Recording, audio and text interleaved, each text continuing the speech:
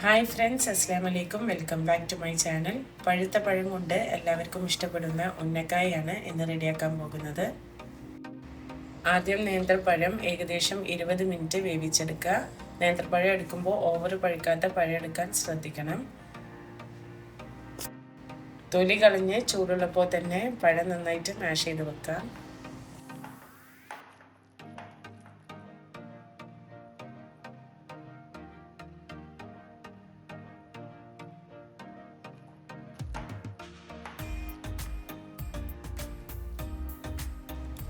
ഒരു പാനിലേക്ക് 2 table spoon നെയ്യ് ചേർത്ത് ചൂടാക്കി ഇതിലേക്ക് കാഷ്യൂ നട്ടും മുന്തിരിയും ചേർത്ത് ഒരു ലൈറ്റ് ബ്രൗൺ കളർ ആവുന്നവരെ ഫ്രൈ ചെയ്തെടുക്കുക.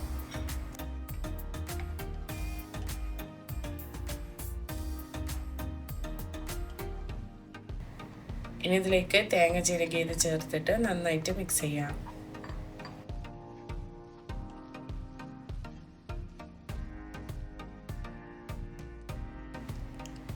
ഇനി ഇതിലേക്ക് 1/2 കപ്പ് പഞ്ചസാരയും 2 ടേബിൾ സ്പൂൺ ഏലക്കപ്പൊടിയും കൂടെ ചേർത്ത് നന്നായിട്ട് മിക്സ് ചെയ്യാം.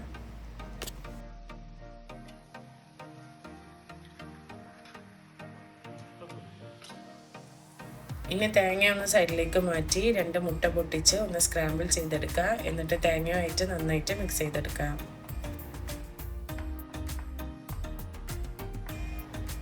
അപ്പോൾ നമ്മുടെ ഫില്ലിംഗ് ഇവിടെ റെഡി ആയിട്ടുണ്ട്.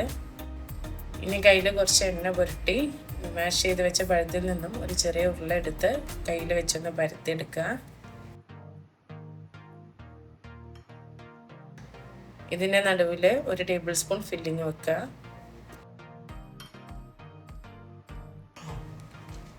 എന്നിട്ട് ഉന്നക്കായുടെ ഷേപ്പിൽ ഒന്ന് ഉരുട്ടിയെടുക്കുക.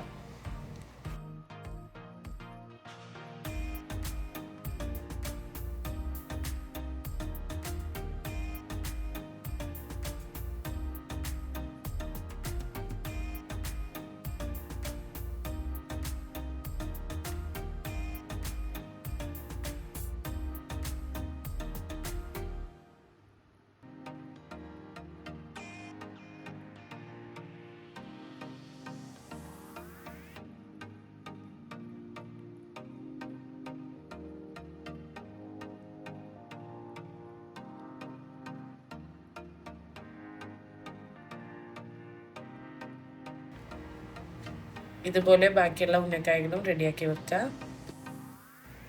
ഒരു പാനിൽ വെളിച്ചെണ്ണ വെച്ച് ചൂടാക്കുക. അതിലേക്ക് ഉന്നക്കായകൾ ചേർത്ത് മീഡിയം ഫ്ലെയിമിൽ ഗോൾഡൻ ബ്രൗൺ കളർ ആവുന്നവരെ ഫ്രൈ ചെയ്തെടുക്കുക.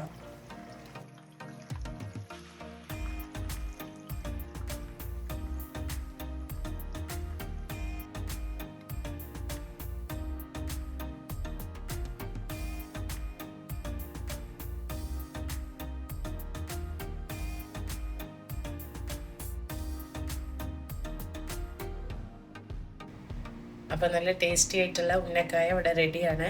ഇത് ചായയുടെ കൂടെ കഴിക്കാൻ പറ്റിയ ഒരു പെർഫെക്റ്റ് സ്നാക്കാണ്. അപ്പോൾ എല്ലാവരും വീട്ടിൽ ട്രൈ ആക്കി നോക്കുക.